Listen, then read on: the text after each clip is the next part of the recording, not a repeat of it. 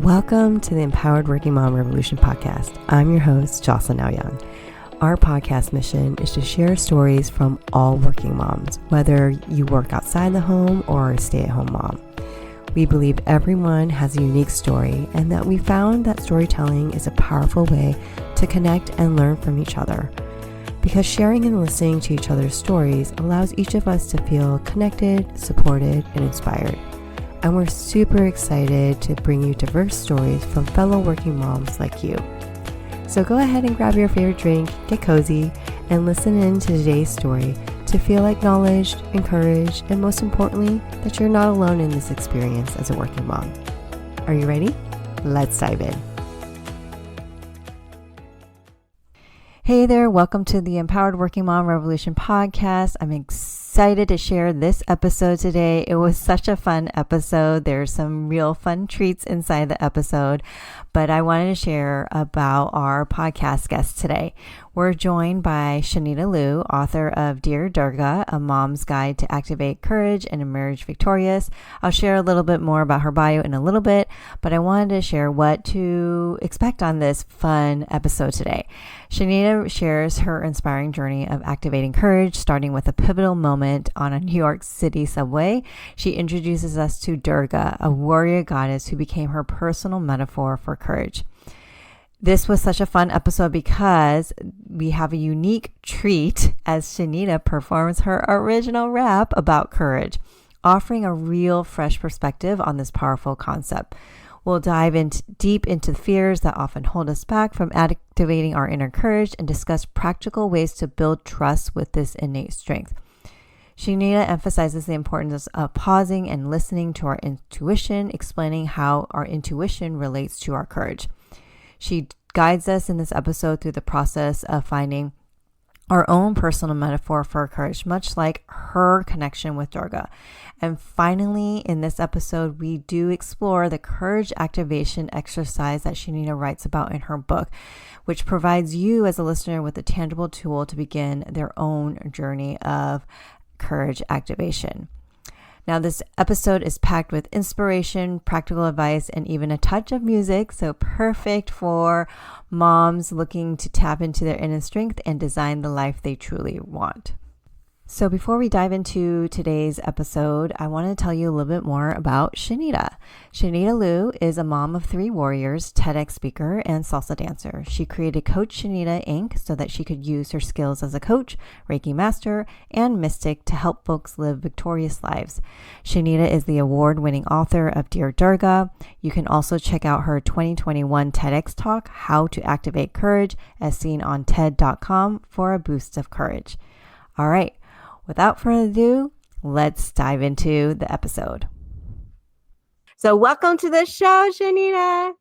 Thank you. Hey, working mamas out there. So nice to be in community with you all today. Yes, we are going to dive into talking about your book, Dear Durga. And I just recently finished reading it, and I just could not stop highlighting a lot of things in the book.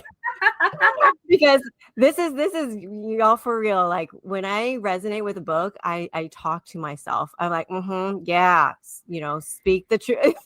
It's kind of weird because I'm sitting in bed by myself and I'm talking to myself. My kids are used to it, but like that's what and I'm like constantly highlighting my my husband's like, are you gonna highlight the whole book? I'm like, sometimes I will because it resonates so much. So if you haven't read Dear Durga, right? It's Dear Durga, A Mom's Guide to Activate Courage and Emerge Victorious. You got to check that out. Include the link in the show notes as well. But I would love, Shani, could you just share with us and me the origins of how this came to be, like your book? I know you talk about that in the book, but give us a kind of a sneak peek of what that was like. Yeah, absolutely. In 2015, I was sobbing on the New York City subway on my way to work, and cold January morning, and I was like, enough is enough. And you have that moment in your life where it's like, all right, I'm either gonna keep doing this or I'm gonna make a different choice. And so I realized that the toxic job wasn't serving me, and even the lifestyle that I had designed for myself wasn't serving me. It was unsustainable to begin with. And so, um, luckily, I was about to enroll in a life coaching certification program. And a couple months before that, I had done like your sort of free demonstration consultation, right? And I was like, all right, if this can work on me, then this is totally worth enrolling in. And at first I thought I was going to use those skills for the college students I was working with. Little did I realize I needed them for myself. And so, Mm. the coach, she asked me to tune into my heart. And when I did Durga, she is a warrior goddess in Hinduism, one of many, but she is like one of the ultimate representations of courage. She showed up and she told me three things that I really needed to know. I got your back. You're more than enough, and you are not alone. Mm. Being in tears. Mind you, I was like in my office and I was like, nobody was around, but I was like bawling and in my little cubicle because I was like, really? Like you're here and I don't have to do this alone. And so she became my metaphor for courage. And in 2015, when I was like making those choices to leave the job, to, start a family, to move, and to start my own practice, she was really helping me shed some of the mindsets and behaviors that weren't serving me anymore so that I could really step into my own courage, power, and strength and basically start designing a life that I actually wanted to subscribe to and not because it was shoved down my throat as most things are in our society. I love that word design. Like you designed the life, and it's so telling of how you just said that, because you're like, the life that I designed back then when you were like crying on the subway, and also it hit differently when you said it later just now, like activating the courage to design the life you are wanting to create, right? Versus what's shoved down your throat. And that just says a lot about, there's so much power in that, in what you just shared. So I really love that. How do you define courage? I have a rap song that I Oh, actually can you rap for us? This will be awesome. I know I put you on the spot, but yes. But I was prepared to share it. So courage, by definition, Merriam-Webster defines it as the mental or moral strength to overcome or withstand, difficulties, hardships, fears. And the thing to me, as I've learned in the last now going on 9 years, is that courage is this energy inside of us. We have forever, ever access to it. And the minute we activate it, it can become a two-way street communication. It can become your BFF. But I created this rap song while I was writing the book because it meant so many things to me. So I'm gonna go ahead and I'm gonna call on my courage to go to share yes. with you mamas. Oh, Jocelyn, I also feel a little shy. It's the first time you're hearing me rap. Okay, here we go. I'll do the abridged version. I have a long version of it and abridged version. Uh, uh, uh, Courage is a feeling, revealing healing. It starts in your body and goes beyond the ceiling. Wisdom, a spiritual system, one of a kind, made for humankind. Courage is a mindset that you won't forget. Pure alignment, pure refinement. It's a behavior, could be your savior, protecting you from all the stranger danger. Courage is a practice when fears distract us. An unflawed squad, God or no God. An attitude and magnitude renewed by gratitude. You get your VIP access in solitude. Courage is love, love, love, love, love, love. The kind of love that you'll never get sick of. It's a bear hug squeeze. Cozy full of ease. It don't charge fees. Can I get another round, please? So that's the abridged version. Okay, hold on. I just like snap, snap, clap, clap, like, woo! What? Okay, y'all, if you're listening to this, pause, rewind, and listen to that again. Because there's such powerful words in there, right? Like I mean, you just like that. Oh my gosh, I'm just sitting. Let's sit with that for a moment, everyone. Because it really taps into a deeper sense of how you can activate that courage that's always within us. It's like a form of self-love. Like when you said the love, I was like, whoa. Yeah. So like the thing, I'm looking at my notes. Yes, everyone, I have my notes because I pulled up all my podcast host and an organized mama. Organized mama, because there's so many things. I was like, oh my gosh, I really want to ask you about this, because you talk about the fears. You talk about the fears in the book that like get in the way of us really being able to activate our courage. So can you tell us a little bit more about, like, there is the fear when we activate the courage. And so, like, how do you navigate that? Like, how did you navigate that? Right? You're a TED speaker, and you wrote a book, and you just wrapped on the show, which I was like, oh my God, that's so amazing. I wish I could be like, I've arrived. But I'm always doing it. Like I was doing it earlier today. I think if you think about, right, when you think about things like self-care and setting boundaries and a lot of the topics that you talk about on your show, right? They're not just a one and done. They become a practice, right? It's a practice. You have to keep doing it, and you have to keep messing up, and then you have to keep trying again, because you know that the more you do, the easier it'll get. And it's like a muscle that you're strengthening. And that's really what activating courage is like. It's activating it, is connecting with it, whatever it is. And when I say it, I mean like the metaphor, right? Maybe it's not a warrior goddess. Maybe it's a red cardinal that lands on your tree every morning, or maybe it's like this inner lioness, like whatever it ends up showing up for you, how it shows up for you. The key is that you want to build a relationship with it. You want to get to know it. And very similar to, it's like, like in coaching, right? There's like the inner critic who's often like telling you like the bad. Well, the courage, I feel like, is the one kind of like the good angel, like telling you the good. But often, because I get so stuck in my ways, I'm like, nah, Durga, I don't want to do that. I don't want to stop, because I'm really on a roll. And if I check 2 more emails, and if I do this extra thing, I think I will feel better. And she will call me out on my stuff. She will, I think, taking the time to pause and listen and humble myself to know that I don't know better. I think I know better, but I don't, because my friend is actually so much wiser than me that I have to then say, okay, you know what? You're right. And there is a deep level of trust required to do that. So when it comes to navigating courage, how do you navigate it? You actually have to build some kind of trust. Can I trust you, metaphor, to hold me down when I'm about to like step on the stage and do a speaking engagement, or talk to that mom that I really don't want to talk to during pickup, right? Like, it can be the big things and it could be the mundane things. But all of that to say, fear is going to show up, and fear is going to show up in the forms of self-doubt. It's going to show up in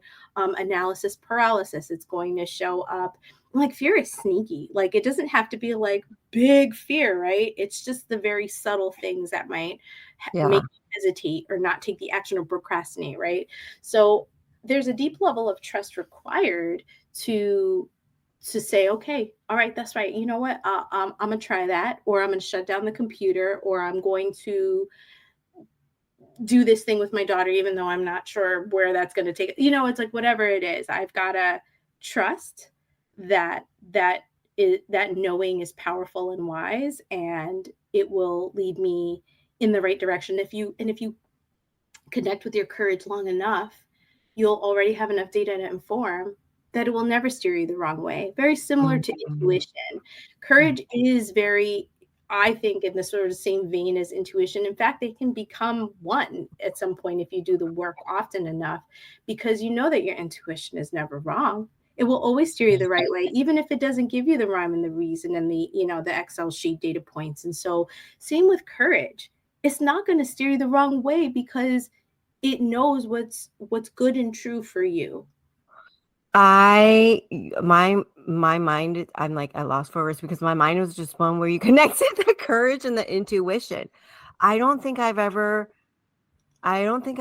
saw it together because I always saw it as separate, but it makes sense the way that you just described it, how like courage doesn't steer you the wrong way. I just like when you were talking, I was like having flashbacks of those moments of where I did activate my courage and it never has steered me the wrong way. And I love how you said like you got to build your trust in it. For those of us as working mamas that maybe are just who are wanting to build that trust and don't know how to build that trust. I know you kind of alluded it to it, but to be like, can you share with us what would be the first thing to do to start building that trust in that courage within us? Yeah, that's a really good question. What's the first step? Like, how can we start building that trust? Yeah.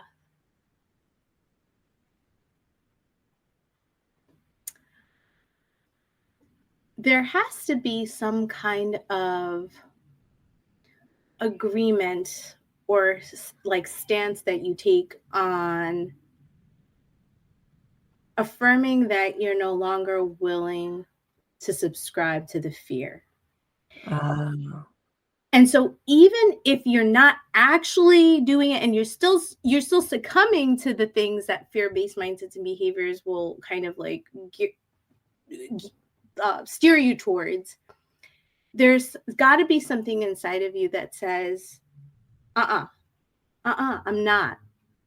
Because like I was thinking about it too before this interview. I was like, okay, well, what was it that finally made me realize that activating my courage is going to be the thing that works for me? And it was because I had that moment where like enough is enough is enough. I have been overworked, underpaid, undervalued.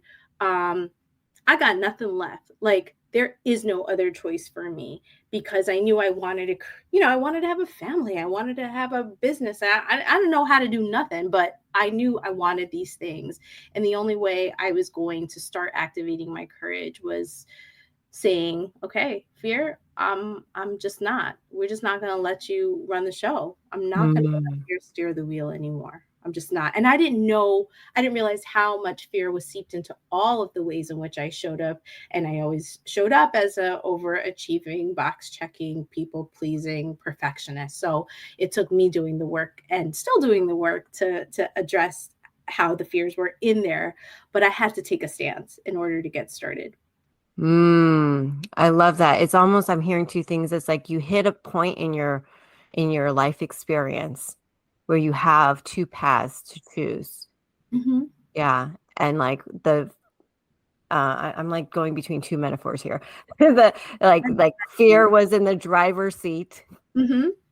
Courage was the passenger, and you just chose to switch their roles. Oh, I love that. Yes. I was like, give me the keys. Give me the keys. Give me the keys. Give me the keys. Give me the keys. Yeah. And sometimes it does take those moments in life where you've had enough. But it is scary to like make that choice. Yeah. Okay, so how did Durga came up as your metaphor for courage. And I know you talked about this in the book of like how that came to be, and you just shared that earlier at the beginning of the show. Well, like, how do you create the space as a working mama, right? Like as a working mama to know or to find what that metaphor or for me is a redwood tree. That's my courage. That's how I connect. Beautiful. Right. I actually painted it. I don't know where I put it, but like I painted. I don't know where I put it. I should put it right here on my desk. But that's my, when I read your book, it reminded me, I'm like, oh, my courage emblem or whatever, is a redwood tree. So how can people, I guess, find that for themselves or access or know what that would be for them? Yeah. And so that's where the courage activation exercise comes in. And so in the book, in chapter 2, that is where that's where we start. Like, this Okay. is like, that's the starting point. It's like, okay, let's figure out, like, how do we tune into our hearts? And it's a simple visualization, but it's a really powerful one. And I invite readers, especially working mamas, if and when you are about to approach the courage activation exercise, that you are in a place where you can breathe. You're not, you have that moment to pause. And here's why, because I've actually done that courage activation exercise time and time again in various workshops. And if, for example, an attendee is like coming off of a really busy workday and pops into the workshop, and then she's like, I can't see anything. It's like, oh, because you haven't had a minute to breathe today. You haven't had a minute to pause. So there's something about like just settling your nervous system for a moment so that you can tune into you, because that's really what it is. You're tuning in to you, and you're going to have to expend that, a little bit of that energy, right, to access this other energy inside of you. And so that's phase 1 of the courage kit framework that I share. It's activate. Let's activate the courage. Let's do this visualization. Let's see what comes up for you. And then the second part of that framework is align, right? Now that we know it's the redwood tree or the goddess or the line or whatever it is, like, where do I even start with you? And so the question of like, what do you need, is the big question that I really dig into, because I think for me, at least when I was super burned out and swimming in fear, that was a question that really helped me pare down what was most important. And I think as working mamas, especially, right? Like, everything is equally important. Everything. The dentist appointment that you got to schedule, and the taxes that you got to take care of, and the pickup, that everything holds equal importance all the time. Yep. And even when you think you've prioritized for the week, 10 other things will come up that will throw you off the rails, right? And so I get it. I understand how hard that is. And so that's why the question of like, let's get into alignment with what we need, and let's even get in alignment with what we value, will help you then go, that's right, I feel like crap today. So if I don't take that 5-minute meditation, or if I don't take that 10-minute walk, I will be hangry. I will not show up fully for my job and my clients, et cetera, et cetera. So that's part 2. And I have a lot of different exercises, simple, free, easy peasy lemon squeezy, that anyone can go through. This is not rocket science. It's not meant to be shelf help, right? This is just like, what can I do while I'm in the car? What can I do while I'm in the restroom? What can I do right now while I'm standing in the kitchen? I'm waiting for this oatmeal to finish cooking at the stove, right? Like, this is yes. Hail Mary, yes, preach. Yes, like look, this is not trying to be complicated. This is so easy peasy. And then, phase 3 is alleviate. Now, I want to be in my courage and power and strength. That sounds so sexy and cool, but guess what? I can't be courageous if I'm tired as hell, right? If I'm burned to the crisp, if I'm literally on my hands and knees crawling on the floor by the end of the day. So that's where we really got to get real with ourselves and go, what are we doing to take care of ourselves? What are we doing to care for ourselves? Like, and that's going to look different for everyone, right? And so I have some simple exercises in there to walk folks through unblocking chakras, and because your chakras are your energy bodies, right? So that's like a really good basic way to start. And then last, like the phase 4 is like action. How do I take action? Now I know who my courage is. Now I know what I need. Now I'm sort of getting closer to taking better care of myself, or, carving out time for myself in the day. But like, how do I create an action plan? And that's where I get into like, here's how, right? Here's that one thing that you can do. So there is some gentle coaching in there, but it's not easy, which is why I'm really very transparent about the Hot Mess Express that I had been writing for so long before I could finally get there. I love it. And I will have to, second what you said, your exercises in the book are super simple and so easy to like engage with. Like, even if you got 5 minutes in the day, like, or even you even said in the book 1 minute. 1 minute. The 1 minute reset. I was like, yes, you got 1 minute, right? 1 minute. Yeah. If you feel like you don't got 1 minute, take a step back. You'll see you have 1 minute. Absolutely. There are 1,440 minutes in a day. You got 1 minute. even if you wait on the grocery store line, right? Even if you're in the parking lot, you know, or getting gas or whatever it is, like you have 1 minute. And, you know, that's where you start. You just start with where you're at. If you only got 1 minute, then start with your 1 minute, right? But everything in there and every phase is meant to be super short, super quick. And again, once you build that relationship with your courage, so once Durga came through, I was like, oh, word, you're here? Okay, so how do I get to know you? So through channeled writing is how I got to learn more about how she wanted to help me, which is why the book is called Dear Durga. Dear Durga, I don't know what I'm doing today. I got 2 babies crying and I'm losing my mind. Can you help me? Right? And so she would respond, okay, this is what you're going to do and here's what you're not going to do. And so, you know, everyone is encouraged to, you know, whether it's through journal, talking out loud, whatever your modality may be, to connect with your courage and start having those conversations. Yeah, I really appreciated those snippets where you let us in as a reader into your connection with Durga.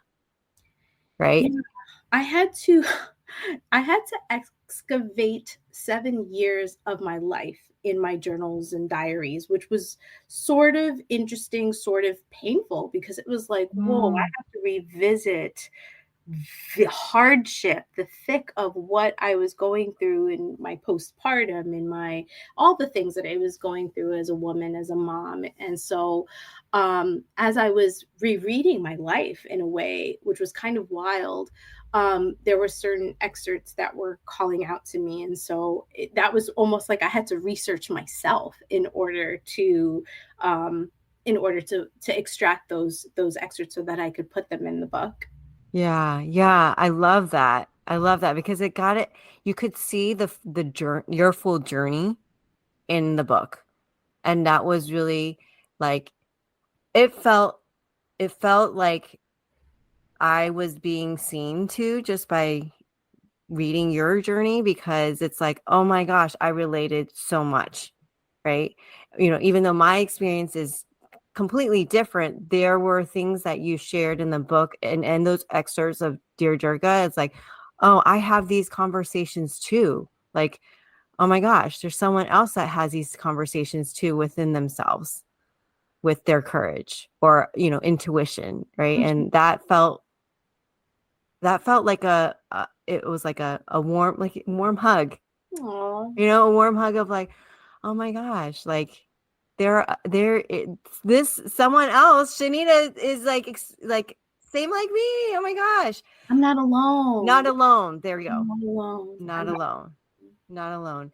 I want to go back to the first phase where you talk about activate. And you said something about how to activate is really allowing yourself time to breathe first so that you can activate.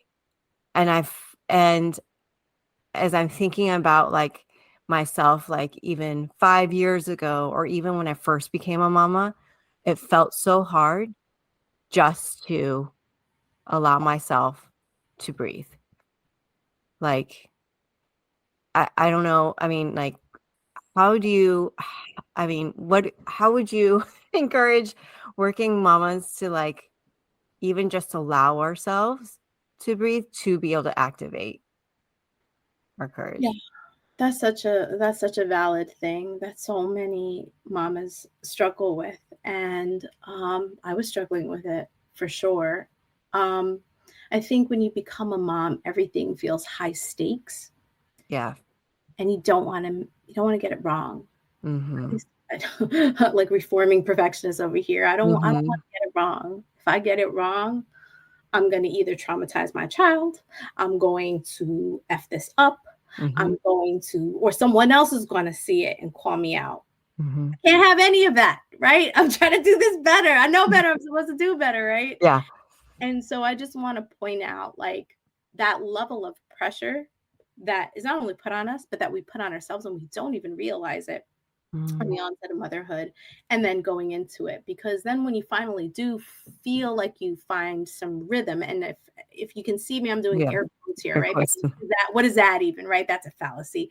But like by the time you feel like you even got a rhythm and something changes, it can feel like a lot. And so that time to breathe, how did I how did I even come to a place where I realized I needed to do that?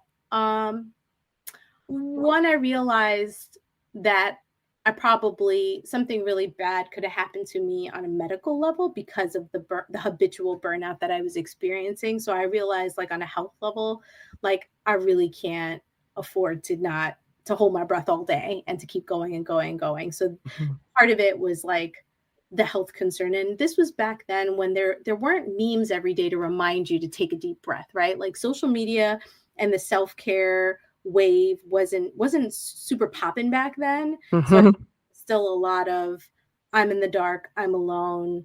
How do I remind myself when I don't have these external resources reminding me all of the time? So my body was like, you need to stop. Durga was like, hey, you need to stop and breathe. And then I also realized that if I zoomed all the way back, what would I be demonstrating to my children? That it's okay to run myself ragged and to not even take a moment to breathe here? No, I'm not going to do that. That's what I learned from my mother. That's what I learned from my grandmother. That's what I learned from every mother in my family and my community. So here I am trying to disrupt patterns, but I'm still doing what was done, because children do not do what you say, they do what you do. And so I was like, these children, they ain't gonna, doesn't matter how much I lecture them on this, that, and a third. If I'm not demonstrating it, then it's just, then what, right? So that I'm just going to continue the pattern. And so I think it was a combination of all of those things that helped me realize I need to fall back. I need to take a 1-minute reset until it can become a 2-minute reset, until it can become a 5-minute reset, and just build from there. Yeah. Can't get it wrong. I can't get it wrong. Ooh, that's good right there. You can't get it wrong. I think that's the hardest thing as a mom, just in general. There's this fear of getting it wrong. Because we got Google and Parents Magazine and all of these resources, right? So even if I don't know what to do when my child is running this temperature, I can find out. There's someone out there somewhere is going to give me information, and I'm going to be the mom that saves the day and solves the problem, because that's what we're doing all day long. We're just problem solvers, right? But I had a problem. I had a big problem. I was like, how is it that I could solve this problem for everybody else but me? And I'm not going to get it wrong. Taking care of me is going to be wonky. It's going to look weird. It's going to feel weird because I've never done this before. But I'm going to try. I'm going to try. I have to, because it's going to cost me a lot in the end. And, think about it. Like, what's the cost? What's the cost to you when you don't take that for yourself? Yeah, I love that. It's like, I'm hearing a couple things. It's like tuning into your body. Your body's going to tell you, but also like recognizing the patterns that you've been exposed to, and you get to decide, do you want to continue this pattern for your own kids? And also, I love what you said. You can't get it wrong. That's the hardest part. Thank you for sharing that. I'm just sitting with that, because that like really hits home. You can't get it wrong. Yeah, you can't. Yeah. Like, there's no playbook written on how to parent or be a mom or be a working mom.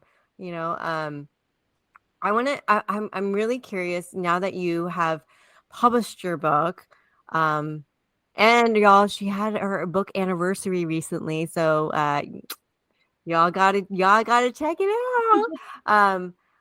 What's it been like in terms of like the experience or lessons that you have like taken away from writing the book, publishing the book, and you're a mom of 3 kids? What is it that you've taken away about yourself, or just your own experience as a working mom? That's a great question.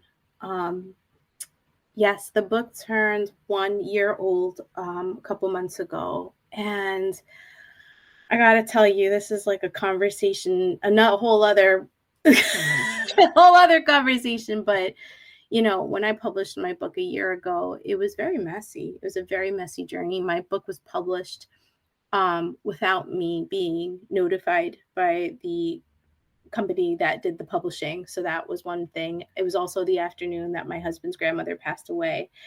And it was a lot. It was a lot last year. I was a one-person team trying to put out a book, and it's a lot of work. I think in the publishing industry, if you've got a traditional publisher behind you, or if you have that celebrity or influencer status, it's very easy to put your book out there. But when you're one person, and especially if you're a self-published author, for anybody listening who wants to write a book, you can totally do it, but there's a lot of work required. And here I wrote a book about all the ways in which I learned to use my courage so that I wouldn't burn out. And the messy truth is that I burned out.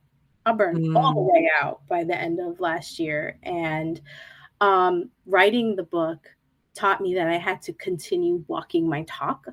And it taught me the very thing I went into my coaching certification with. On the first day of class, they asked us, what are you hoping to get by the end of these 9 months? And what I said out loud to us, a room full of 40 strangers that I did not know, was that I just want to affirm that I am enough, because that's like my Achilles heel. Like, that's the thing in my life that always drives me down, where all my fear is rooted in. And becoming an author, I thought that here are all the things I see other authors do. Like, I love to go down Compare Despair Avenue. So I was like, here's all the things, the benchmarks, the milestones, the things that I should be doing in order to deem myself a successful entrepreneur, etc. And when I wasn't meeting those marks, I felt very sad. I felt very disappointed. And even though Durga was like, please, like, she was very much like, I'm gonna let you sulk. But I couldn't hear it. Right. Again, I was just stuck in my stuff because I felt sad here in this 3D world with all of these very capitalistic things that are dangling in front of us, especially if you're an entrepreneur. There are all of these things that you feel like you're supposed to do. And then finally, by the end of all of it, I realized, no, I don't need to do any of that. And my message is going to reach who it's going to reach, and I am more than enough. And so I had to come back to the very thing that was always the question on the table.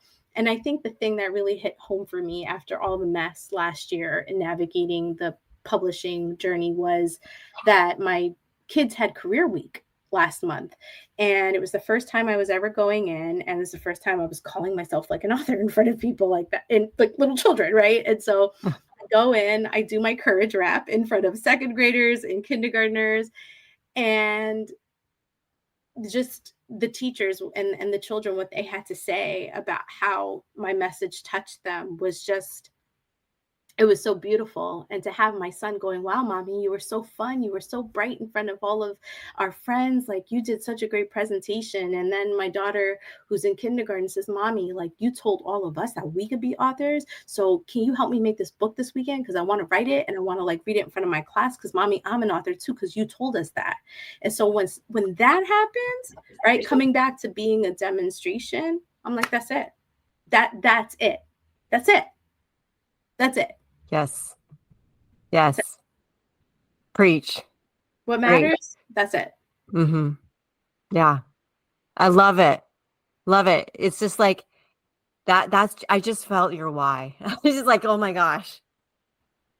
It really is about showing like, and like offering the possibilities. And I love your honesty about like, look, dude, yeah, I wrote a book about it and I also burned out. I totally appreciate that. It was ugly, Jocelyn. It was so ugly. I had a rough year last year. We had some family stuff going on. It was not easy. And I remember like falling into the same trap that I fall into, which is all of the victoriousness is out there. It's external. I need those accolades, or I need those things, or those people, or those opportunities, when really the victoriousness is all in here. It's all in here. And for anyone listening, it's all right in your family unit. It ain't about the PTA mamas, or it ain't about the neighborhood, or it ain't about the people at work, or it ain't about whatever. It's about you and your family and how y'all do you. That's it. That's where the victoriousness is. That's so hard to like stay connected to Body. that. Yeah. It to stay connected and embody, because like you said, it's so easy to compare and despair. And you get like lured, like drawn in. I can't say the word, y'all. Hey, I'm entering perimenopause phase. Okay, so It's also Friday. It's all Friday. Yeah, it's Friday afternoon. So I was being real here. Like, it's so easy to be drawn into like that and like lose a sense of yourself. And I love how you said like the am I enough? That's like your thing. Mine is like, am I worthy? That was like, and I know y'all who are listening, you guys can probably resonate because yeah, it's just it's really, I love how you're like, your victoriousness is in here. It's in your family unit. That's the most important. That's your why. Like why Yeah. And for anyone, who hasn't read the book yet, victorious, by definition, it doesn't just mean triumphant. It actually means to be fulfilled, which is not something I knew. So the definition of the word, that's why the subtitle says emerge victorious. And it's interesting because Durga she ends up being the metaphor I use throughout the book. She is the symbol for billions of people across the world. She's the victory over evil. And then I was like, well, how do I integrate that kind of metaphor, translate that metaphor into my world? And it's like, my fulfillment, that trumps everything else. Nothing else matters. No one else's energy stuff. It's mine. I take full claim and ownership of it. And I actually stopped using the word success and successful because it's often very laden with like connotations. And so, are you a successful mom, business owner, etc.? And so the question I ask myself now is like, am I victorious? Like, but at the end of every day, I ask myself, did I feel victorious today? Or did I do something that helped me emerge victorious today? So I want to leave that question with any listeners, right? Like, using victorious maybe even as a way to reframe a lot of the very high pressure, high stakes semantics that we use in our everyday world just because they're there. But at the end of the day, if you're coming back to you, then that's what victoriousness is all about. I love that, because you like victorious actually kind of exudes a different feeling. Yes. Right. It's really it feels very more heart-centered than the word success feels like. Y'all Again, were the external, right? external. Yeah. And the gratification and the satisfaction that you feel, that fulfillment, that victoriousness that you feel at the end of every day, or that you're hoping and aspiring to feel at the end of every day, that's all in you. That just like makes it so much simpler and so much more accessible. And as I'm sitting with that, like reframing like how I feel as a working mom, instead of saying, am I feeling successful, is like, am I feeling victorious? Because feeling successful is not really, it is very external. Like I'm relying on the external stuff, but victorious, it's more like, am I feeling fulfilled, satisfied, content?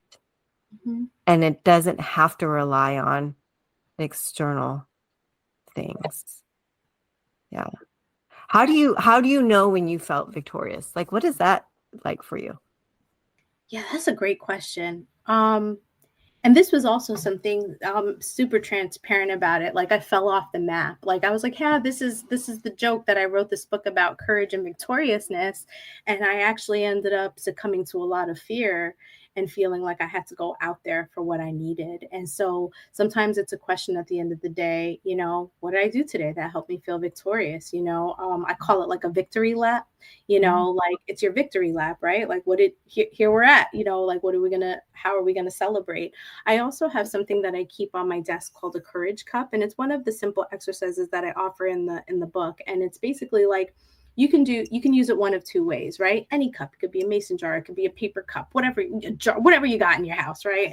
Everything is free 99 in the book. Okay. You use what you got. Like they're not trying to buy nothing. And so there are two ways that you can use the courage cup. You can either use it like a coin jar where you accumulate coins, right? And then you get all this money, right? So you accumulate the amount of like the things that you do that are courageous. Like, for example, what do I have on the post-it here? I said I sold my courage cards to my son's teacher. That's what I wrote here because I was nervous about doing that, even though after the presentation she said I'd love a deck of your cards. So anyhow, like you can track the courageous things you do on a daily, on a weekly basis. Throw them in the jar, and then you're like, oh, look at me, I am so courageous. And then that elicits a sense of victoriousness. Or you could not necessarily put your courageous acts per se, but you can even then collect the things that help you feel victorious too. But I'm the kind of person, like, I forget, I move on to the next thing so quickly. And even though I coach people on taking time to pause and celebrate the victories, I myself don't often do it. So like, admittedly, right, this is why I'm a coach, because I have to coach people on the stuff that I need support with myself. Right? That's 100%. Right? Just space doing what we do. And so the courage cup is also a nice way to track, to pause, to celebrate the victories, because the victories, when you really get to look at them, they taste oh so sweet. Oh my gosh, I love that. I remember reading that. I was like, that's almost like my affirmation jar of things where when I receive affirmations from people, like I just collect them, and when the days. But I like the courage one because it's like that's also another way to build that trust with the courage. You can you're collecting the data, like you said earlier, collecting the data to build that trust with your courage. And so you can easily more lean in and activate, go through, and take action. I love it. So I'm wondering, how could people find you? Like, what are I know you have the book. I just noticed that you have cards, so I got to get that. It's like, I was like, you have cards? Why? You have a deck? Yeah, so if you go to coachshanita.com/book, the courage rap song that I shared is there. My book has a soundtrack, so if anyone listens to Spotify, I'm an older millennial, and so I have a lot of 90s music references in there, just because it really is like the soundtrack of my life, and so I have that in there. But the book is on paperback, hardcover, audiobook. You can even request it at your local library. So it's in all formats out there in the book universe. And I'm on Instagram at Coach Shanita. I'm also on LinkedIn. And so I have resources on my site. So if you go to the book page, you'll see that you can actually download the courage activation exercise. It's a quick audio exercise. It's less than 10 minutes, but I'm literally just, guiding you through the courage activation process.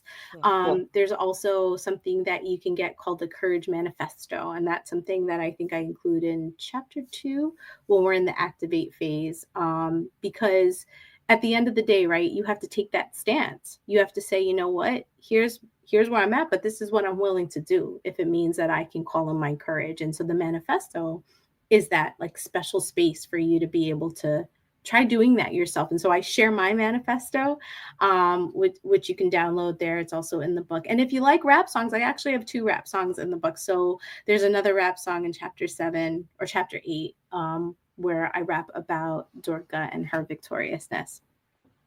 I love that. Thanks you for reminding me about the manifesto, because I was like, oh, this was something new. I'm like, I want to write what my courage manifesto would be. And like, place it somewhere where you can, even by your bedside before you go to sleep, or like when you wake up, as a reminder.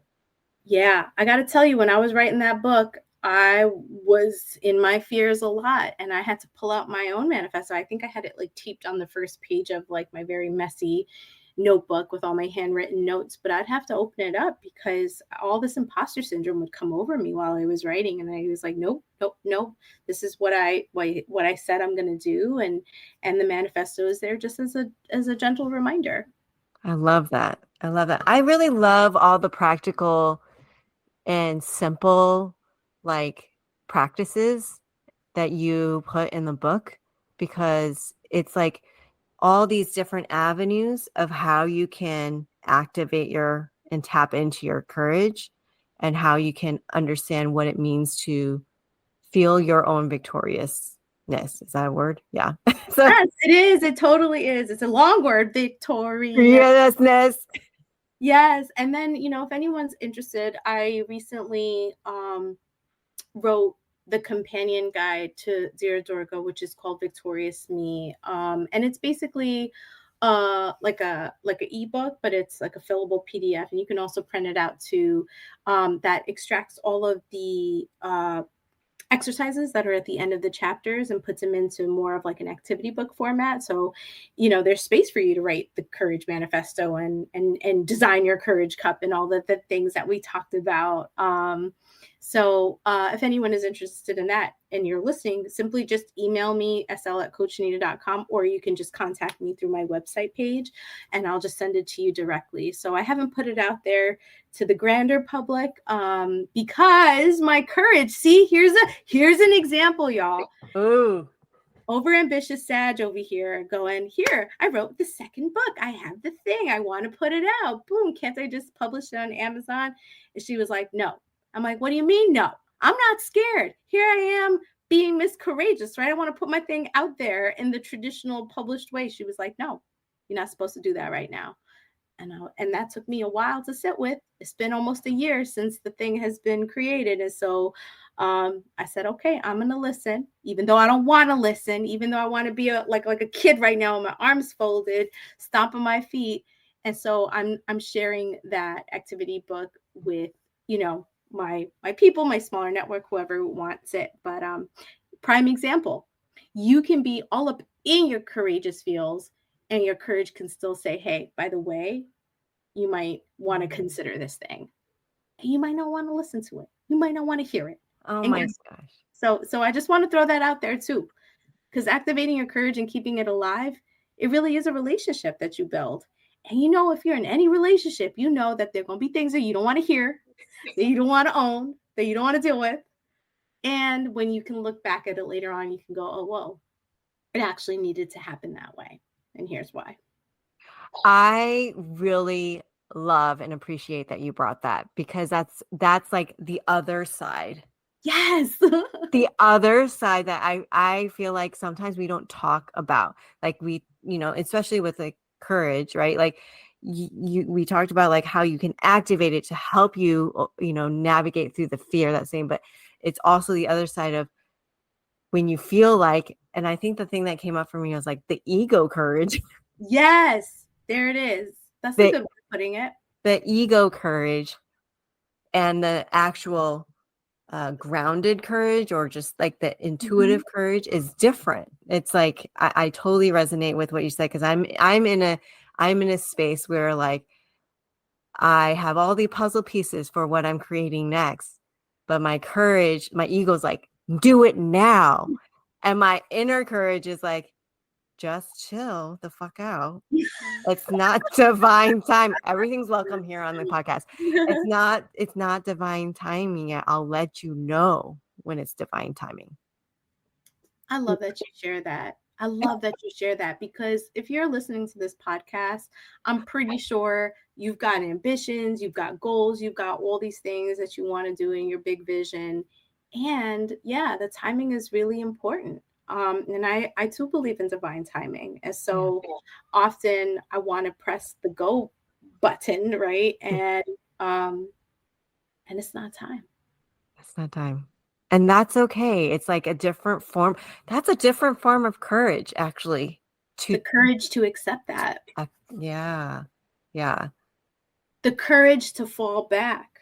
The courage to be enough in that moment, to know that what you produced or put out and that up to that point is enough.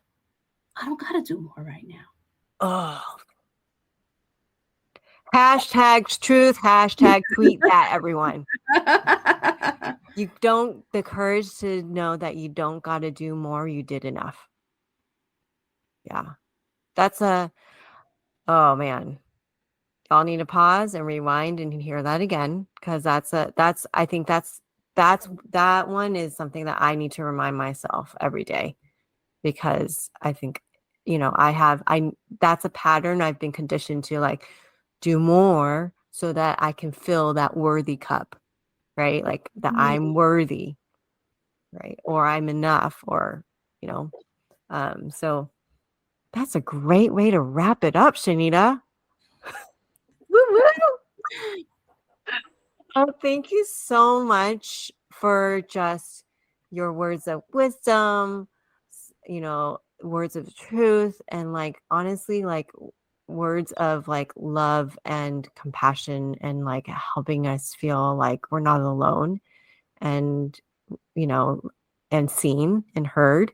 And y'all make that courage cup, dude. I'm going to make a courage cup. I'm going to start like filling it in. I got to buy more Post-its and fill it in. And like, how cool is that? And if my kids see that, like, they'll create their own courage. Like, that's the victoriousness right there. That. Look at mama. Look at mama being all courageous out there. Shoot, I want to do that too. Can you show me? Shoot. Oh my gosh. Thank you so much, Shanita. Y'all check out her website, grab her book. I'm going to grab her deck of cards. That just might be a gift to my clients. So if you're working with me, you might be receiving that too. So thank you so much. Do you have any last words that you want to share with our audience before we wrap it up here? Your courage has got your back. You're more than enough, and you are not alone. Applause. Thank you, Shanita, for gracing your presence here on the Empower Working Mom Revolution. Thank you. It was an honor to be in community with you all. Once again, thanks for tuning in to today's episode. If you haven't subscribed to the show, go ahead and click subscribe so that you don't miss out on each week's new story. And lastly, if you enjoyed today's episode, we invite you to leave a rating or write a review on Apple Podcasts so that more moms can discover this show. Our mission here is to create a space for moms to feel seen, heard, and not alone in this journey of motherhood, which is why we are sharing stories from all working moms, whether they work outside the home or at stay-at-home moms. So by you leaving a rating or a review, more moms can discover this show. How to leave a rating on Apple Podcasts, just scroll down on our Empowered Working Mom Revolution show page in the Apple Podcast app and select a star rating.